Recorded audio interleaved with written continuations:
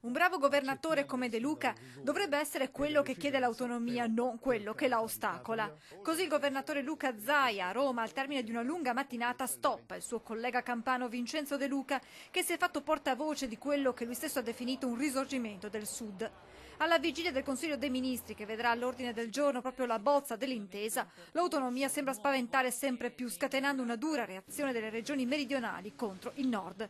Dure le dichiarazioni di De Luca. Faremo di tutto per bloccare il processo dell'autonomia differenziata, ha spiegato, se vengono meno le questioni di contenuto e metodo democratico. Siamo pronti, ha precisato poi, al ricorso alla Corte Costituzionale, alla mobilitazione sociale e alla lotta. Dobbiamo cominciare a raccordarci con le altre regioni del Sud. Se dovesse andare avanti un percorso di autonomia differenziata con i contenuti che abbiamo letto sugli organi di informazione, che sono stati esplicitati da alcune forze politiche, è evidente che noi andiamo, ed è bene finirla con le ipocrisie, a rompere l'unità nazionale e ad abbandonare il Sud al suo destino. Pronta la replica del presidente Zaia, che ha spiegato come l'autonomia non sia mai contro qualcuno, ma sia la via per favorire la vera assunzione di responsabilità nelle nostre comunità. Azzoppare chi è bravo per fare in modo che ci sia un'equa divisione del malessere mi sembra proprio che non sia una vera soluzione. La vera soluzione invece è aiutare chi ha difficoltà a crescere e arrivare a livelli qualitativi dignitosi, ed è esattamente questa la sfida. Pensare di penalizzare chi produce